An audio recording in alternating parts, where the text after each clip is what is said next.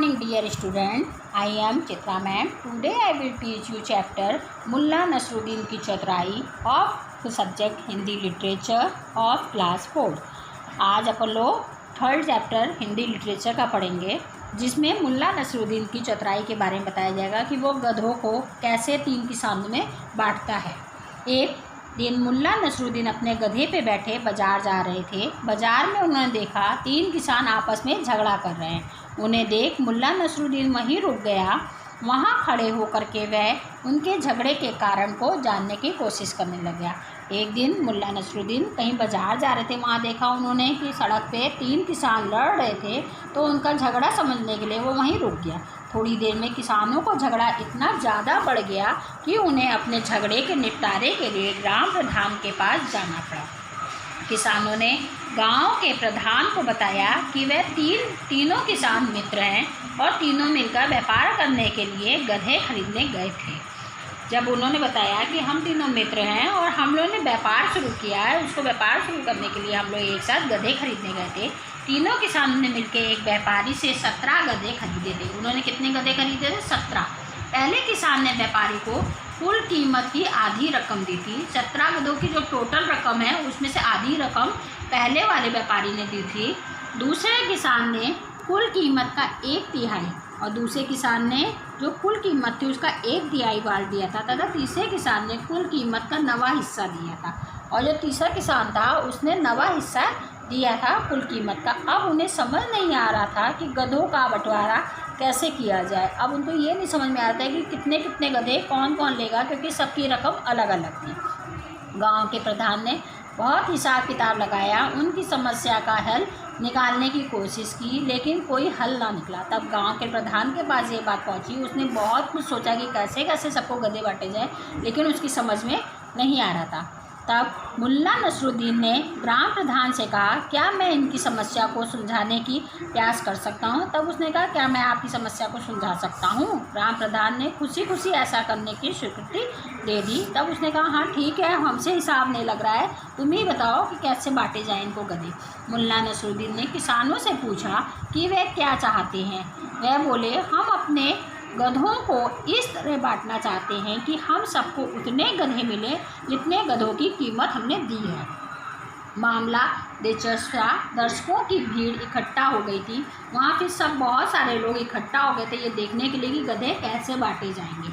मुल्ला नसरुद्दीन ने गांव के प्रधान सहित उन सबको वहीं चलने के लिए कहा जहाँ गधे खड़े थे। सबसे उसने कहा कि आप लोग वहाँ चले जहाँ ये 17 गधे खड़े हैं।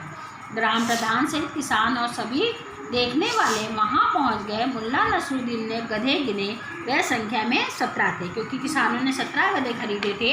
उनको वहीं 17 गधों के पास ले जाया गया और गिनती की गई तो वो पूरे 17 थे। मुल्ला नसरुद्दीन ने अपना गधा भी उन गधों के साथ खड़ा कर दिया। अब गधों की संख्या 18 हो गई। जो वहाँ पे मुल्ला नसरुद्दीन आया था सबका हिसाब करने के लिए, उसने अपना गधा भी वहाँ खड़ा कर दिया। अब गधे कितने हो गए? 17 पहले थे, एक जुड़ गया, कितने हो गए? 18 गधे हो गए। मुल्ला नसरुद्दीन ने पहले किसान को बुलाया और पूछा, अच्छा बताओ तुमने कितने रुपए दिए थे? तब उसने, जो पहला वाला किसान था, उसने कहा, तुमने कितने रुपए दिए थे? वह बोला, व्यापारी ने हमने जितने रुपए मांगे थे मैंने उसके आधे रुपए दिए थे। जैसे व्यापारी ने जितने भी रुपए मांगे थे इसका 1/2 पार्ट उसने दिया था, बोले आधे, तो उसके गधे कितने हो गए? आधे। तब मुल्ला नसरुद्दीन ने कहा, इस हिसाब से तुम्हारे आधे गधे तुमको मिलने चाहिए, क्योंकि आधी रकम तुमने दी है तो गधे भी आधे तुम्हारे होने चाहिए। तो 18 गधे थे, 18 में आधे उसको दे दिए, 9 गधे। मुल्ला नसरुद्दीन ने 18 गधों के आधे 9 गधे पहले किसान को दे दिए।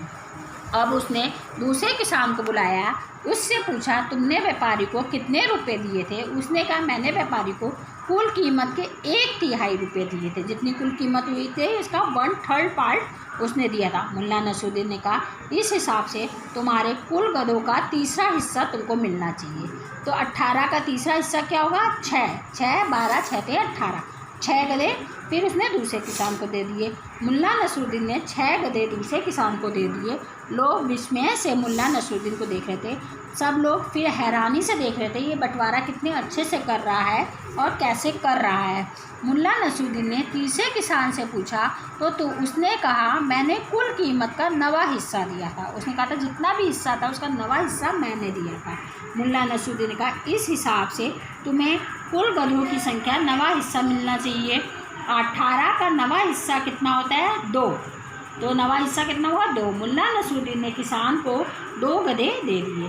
किसान अपने 2 गधे लेकर के खुश हो गया। अब एक गधा रह गया, अब एक गधा बच गया, क्योंकि पहले वाले को 9 गधे दिए थे, दूसरे वाले को 6 दिए, 9 और 6 15, और फिर इसको 2 दिए, 15 और 2 17, 17 गधे पूरे बढ़ गए। अब एक गधा रह गया, वह गधा मुल्ला नसरुद्दीन का था, क्योंकि उसने जोड़ा था। 17 गधे उन्होंने खरीदे थे, एक इसने जोड़ा था। मुल्ला नसरुद्दीन ने अपना गधा लिया और उस पर बड़ी शान से बैठकर बाजार की ओर चल दिया कि मैंने हिसाब कर दिया। अब उसको बहुत अपने ऊपर गर्व महसूस हुआ। ग्राम प्रधान सहित सभी लोग दांतों तले उंगली दबाए खड़े रह गए। तब वो लोग चकित रह गए कि कितनी चालाकी से इसने कितने अच्छे से हिसाब कर दिया, और मुल्ला नसरुद्दीन को भूरी भूरी प्रशंसा कर रहे थे, ये कितने अच्छे से कर गया, हिसाब किताब इसने कितने अच्छे से बैठा दिया। Thank you everyone.